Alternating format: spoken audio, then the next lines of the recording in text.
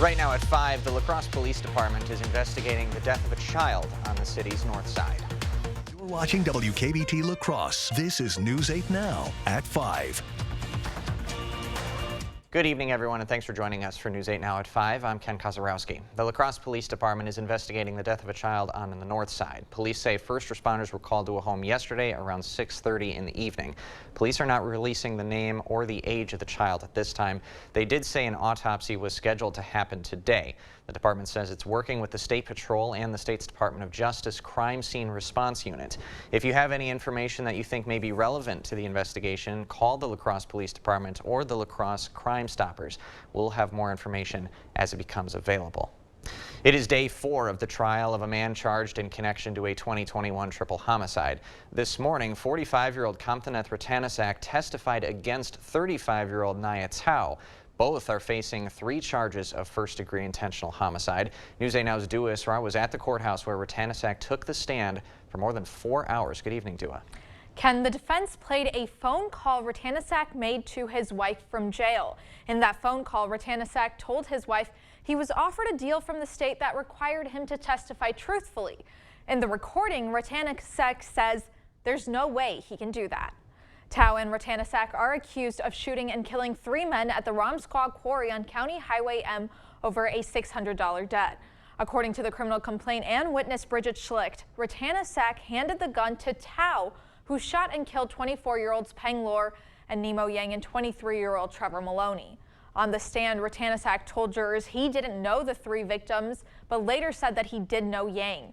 Rattanasak also stated he never saw the gun go off because he was in his car playing a playlist. Started going through my phone to play a playlist. What happened next? I heard gunshots. Rattanasak testified he's a peacemaker and has never pulled out a gun, a statement the defense argued was a lie under oath. The defense brought forward a case from 2020 where Rattanasak was accused of strangling, choking, and pulling a gun trigger 15 times to a woman's head. The charges were dropped because, according to the defense, Rattanasak allegedly intimidated the witness and she recanted her testimony. Now, Rattanasak is testifying under the understanding that he can't be prosecuted for what he testifies to truthfully at his own trial. Ken? Quite a development today. Thank you, Dua. Tao faces a mandatory sentence of life imprisonment if he's convicted of first-degree intentional homicide. Well, it sure was a bit of a hazy day today across the Coulee region. That was all thanks to the Canadian wildfire smoke that moved in across the area today, making it for a bit of a milky sky that you probably noticed during the day. Let's get Chuck on your zone forecast tonight, though. Our temperatures are going to drop into the 40s and 50s. 52 tonight in Unalaska, 46, however, in West Salem tonight. And as we head to the south, we're looking at lows tonight mainly into the 40s here with 48 in Westby. And as we head to our central zones, we're looking at lows around the mid 40s here for the most part. 44 in Blair, 45 Whitehall, 43 in Osseo, definitely a little on the cool side there, 40 Black River Falls. And across the Chippewa Valley in the northern zones, we're looking at lows tonight into the 40s as well. We got clear skies in the forecast here too, with a bit of a northeasterly wind shifting to the east-northeast and then east overnight and also into early tomorrow morning. Now stay tuned. I'll be back with a check on your full weather forecast. I'll let you know how this weekend is shaping out, plus a check on what we could be in store here for next week. All that and more in just a bit. Thanks, Derek. And as Derek mentioned, those Canadian wildfires are causing a ton of hazy conditions outside. Not only does the fire add a smoke screen to the sky, but it can affect your health as well. Health experts at Mayo Clinic Health System say coughing, shortness of breath, and sneezing are symptoms of lower air quality. Mayo Clinic Health System officials also stressing that this is a problem for everyone and not just sensitive health groups. If the air quality index is an area where it's unhealthy, I would heed those warnings, whether a person be of advanced age or a child, to minimize the amount of exposure they have outside. If you have any outdoor evening plans tonight, an air quality alert has been issued for these following areas that are shaded in gray, including La Crosse and Eau Claire. If you have to go outside, health officials advise that those with breathing issues, children, or older adults to reduce the amount of time that you spend outdoors. Parts of Minnesota, especially near the Twin Cities, have seen the worst air quality in the entire country. Joseph Dames shows us how severe this could be for people and how to protect yourself from the smoke. Minnesota is being outdoors. No. Gauging the smoke has passed the test for Robert Del Prado, who intends to spend some time outdoors today. It seems like it's higher aloft than it is down, so it doesn't seem to be affecting me. But the wildfire smoke is noticeable for others, I don't like being around real thick smoke. This is pretty thick. limiting the time downtown this afternoon. 30 minutes maybe. Go out, look at the river, look at everything around, go home. And as we wait out the wildfire smoke, David Brown, air quality meteorologist, says sometimes these air quality alerts may be from ozone.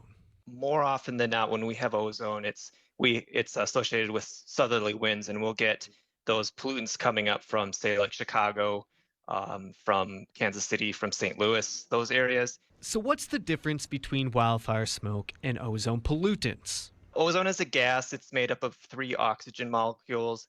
And up in the stratosphere, it's obviously very helpful because it filters out ultraviolet radiation, which is obviously harmful to us. But near the ground, when it's inhaled by people, it can cause respiratory distress at higher concentrations.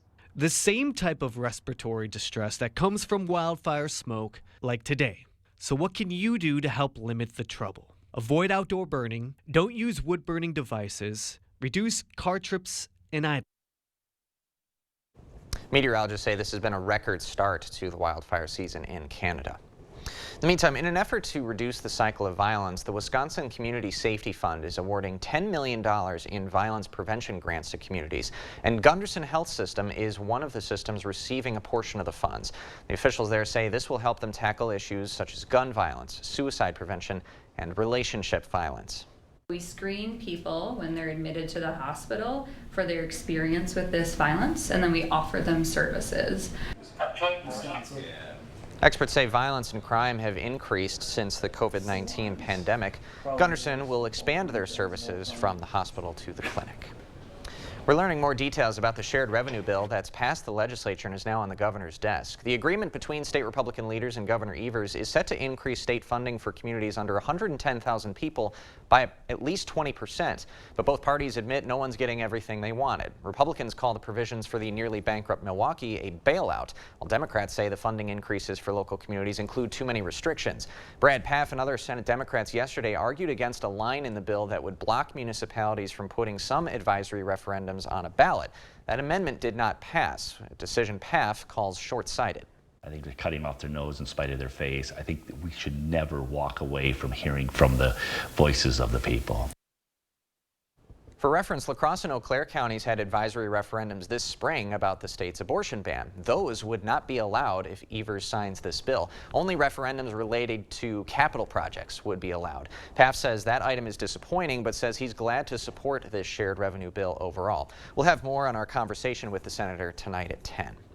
A new proposal to regulate wedding barns in Wisconsin is getting bipartisan support. The proposal is part of the state's new liquor law overhaul, and it would require barns who host at least 6 events to receive new Class B liquor licenses. Wedding barn owners stated that the proposed changes to the laws could cause them to go out of business. The bill has passed through both chambers and is expected to be sent to the governor's desk. The governor's office did not comment on the bill, however. His administration was involved in drafting the proposal. This weekend is Father's Day, and those looking to buy their dad a gift might be spending more than they expected to. Jen Sullivan shares 3 valuable tips if you're still shopping around for a gift. Showering dad with love this Father's Day? You're not alone. Spending is expected to reach nearly $23 billion this year. The National Retail Federation says that would be an all-time high. It's predicting consumers will spend a record $196.23 on average. But celebrating Father's Day doesn't have to be expensive. There is no better time to spend your money wisely than on the men in your life that you love. Jessica Allen from the website Living Well Spending Less has some tips to help you save money while still expressing your love and appreciation for dad. Number 1, be intentional. As you might expect, some of the most popular gifts this year are clothing, gift cards, and personal care items. But Allen says consider crafting a heartfelt, personalized gift instead. It may be cheaper, and it's certainly more thoughtful than a store-bought item. Get really specific. Do you have a movie buff? Can you plan early to go see a summer blockbuster? Number 2, ditch the restaurant and host a grilling session. Buy a cut of meat or veggie that he loves. Have it ready for a weekend celebration and a playlist of all of Dad's favorite songs. Just ask him, would you like to grill for us or would you like us to grill for you? You're going to save so much money when you plan and have that beautiful meal at home. Number 3, plan a memorable experience. Take Dad on a hike, picnic, fishing trip, or any activity that he enjoys. For these men, love is spelled Time. And so how can you carve out some time in your weekend to spend some quality time with the fathers in your life? And if you have siblings or other family members who also want to celebrate, consider joining in on a joint gift, pitching in that way. You can contribute a reasonable amount individually and then collectively giving your father a more significant and meaningful present. All good ideas. Coming up, President Biden wants to eliminate hidden fees for consumers and help Americans save some cash. We got the details right after this. The news continues on News 8 Now. Expect more. President Biden says he's making good on his pledge to eliminate hidden fees that cost consumers millions of dollars a year. Executives from major ticketing and event companies joined him for an announcement today. Skylar Henry has the story. Reaching a tentative agreement. President Biden says it's time to crack down on those hidden fees that sneak into consumer bills and met with some of the executives promising to join that effort. Junk fees are not a matter for the wealthy very much, but they're a matter for working folks like the homes I grew up in. And they can add hundreds of dollars a month and make it harder for families to pay their bills. I think it's just wrong. The meeting at the White House comes 4 months after the president promised action against so-called junk fees during his State of the Union address. I know how unfair it feels when a company overcharges you and gets away with it. Not anymore. He was joined on Thursday by executives from private sector companies that offer all-in pricing or have agreed to in the coming months. Companies including Live Nation and its Ticketmaster platform, as well as SeatGeek, Airbnb, and some event venues that have committed to eliminating hidden fees. Live Nation came under fire earlier this year for the botched handling of Taylor Swift concert tickets and for including surprise fees. It's now committing to upfront pricing at its venues and through Ticketmaster, making the total cost visible from the start. This is a win for consumers in my view, and proof that our crackdown on junk fees has real momentum. Live Nation hosts more than 30 million fans at hundreds of U.S. venues and festivals every year. With inflation continuing to plague American families, the White House says ending the unwelcome surprise of hidden fees is a step toward helping consumers manage their money. Skylar Henry, CBS News, Washington. The president has also called for legislation and regulation to end the practice of undisclosed fees. Still ahead, as farmers continue to battle the drier conditions this summer, some aren't as lucky as others when it comes to picking their crops. It was a hazy day today across the Coulee region, but we do have some improvements, though, to that. I'll talk about that, plus what we can expect this weekend and also into next week. All that and more in my full weather forecast after the break. Well, it sure was a pretty hazy day today across the Coulee region. That was all thanks to what was happening to the north. A lot of smoke and haze moved in from the north as we had a cold front that switched our wind directions out of the northerly direction, and that dragged in all the Canadian wildfire smoke across the area, making it pretty hazy. But as we head into tonight, here's 11 o'clock, we start to see some improvements, and that is because the wind directions are shifting out of the east as we have an area of high pressure moving in from the north. That should help get rid of the smoke and haze, especially as we head into overnight tonight and also into tomorrow morning. Now here's 4 o'clock tomorrow afternoon, and again, not as hazy because we have that east wind pushing everything away from us, and the same could be said as we head into tomorrow night. All right, so for a check on the zone forecast tonight in La Crosse County, we're looking at lows reaching the 40s and some spots like Unalaska and La Crosse reaching the low 50s here tonight. As we head south, we're looking at lows into the upper 40s with 49 in Stoddard, 48 in Westby, 47 in Lafarge, and 47 in Gays Mills. As we head to our central zones tonight, low to mid 40s for the most part here. Look at Black River Falls, 40 tonight. Arcadia, you're reaching a low of 46 tonight. And meanwhile, into the Chippewa Valley, lows mainly into the mid 40s, 47 for you in Eau Claire tonight. Let's get a check on the forecast overall for La Crosse County. Well, 52 degrees, mostly clear skies, a little unseasonably cool as well. East-northeast winds 5 to 10. For tomorrow, 82 degrees, mostly sunny, a bit more seasonable as far as those temperatures go during the afternoon. Winds not a factor at all, looking mainly light and variable. A check on now on the zone forecast for tomorrow afternoon. Highs into the upper 70s to low 80s in La Crosse County. Heading south into Soldiers Grove, you'll be at 79. Lansing, same temperature for you at 79. La Crescent, a high of 82. 79 Black River Falls, 79 as well in Melrose. It will be 80 in Trempealeau. And meanwhile, in the Chippewa Valley, we got upper 70s to low 80s here as well. Definitely feeling comfortable as high pressure is going to continue to build across the area as we head into the day tomorrow, and that should help keep our weather pattern nice and quiet, at least all the way through at least the early part of the weekend. Now, I am watching this system back towards the west. I'm not really expecting a whole lot of rain with it, but it could increase the cloud cover. Unfortunately, just in time for Father's Day. I'll get to that 8th day in a second. I want to show you the upper level pattern. This is a little bit interesting here. Upper level ridge of high pressure has been responsible for pretty much keeping us quiet, but it's going to really start to intensify as we head into next week, and that could settle in some pretty hot conditions across the Coulee region. Of course, that's not good news. We don't want hot and dry conditions here because already we're under a moderate drought across portions of the Chippewa Valley and, of course, for portions of our south and eastern communities, which does include La Crosse County as well. So we definitely need the rain across the area. Unfortunately, I just don't see any rain chances here in the near future, as conditions will continue to remain pretty dry, quiet, and overall warm, especially again into next week. In fact, you can see there on days like Tuesday, Wednesday, and of course into Friday, highs will definitely be into the low 90s, and looking at highs mainly into the 80s as well. Thanks very much, Derek. Well, red, juicy, sweet strawberries are ready to be picked in Minnesota, but not everywhere. The quality of a farmer's crop depends on how well their irrigation system worked during this year's drought conditions, as Jason Rantala explains. I want a berry. This is super exciting. It's opening day for strawberry picking at Becky's Berries in St. Francis. But it seemed that the heat brought the fruit coming on early. This year there are plenty of ripe red berries for the taking. Opening day, I was like, this is what we're doing. Melissa Denning is here with her sons Avery and Charlie, taking part in an early summer tradition. They like strawberries and cream, and I enjoy making strawberry rhubarb jam. Great berries haven't come with a little work, especially with the dry start to the season. We've been able to irrigate. We've had to irrigate. If we did not irrigate, you would find that we had very small fruit. The crop at Becky's Berries has fared pretty well, all things considered, but that's not been the case for everyone. I've never destroyed a crop before harvest. Kevin Edberg owns the berry patch located near Forest Lake.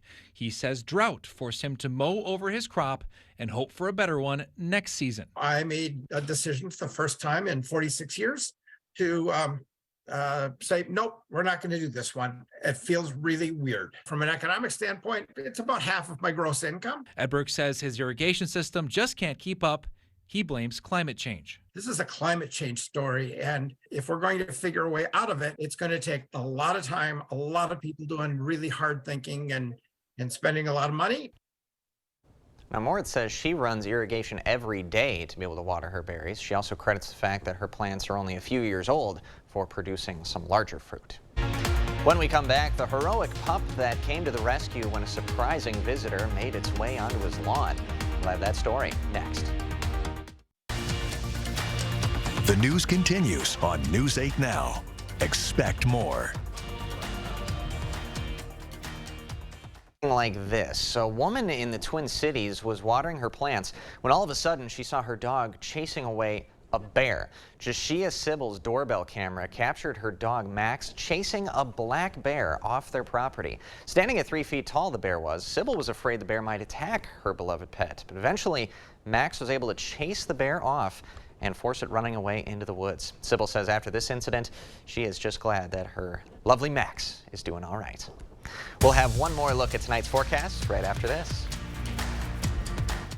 Here's a last check now on your 8-day forecast. Tomorrow, mostly sunny and not as hazy. High of 82 degrees, 81 on Saturday. Looking a little cloudy on Father's Day with a high of 87. Much warmer for next week as highs will be into the upper 80s and low 90s under mostly sunny skies. See you later, everybody.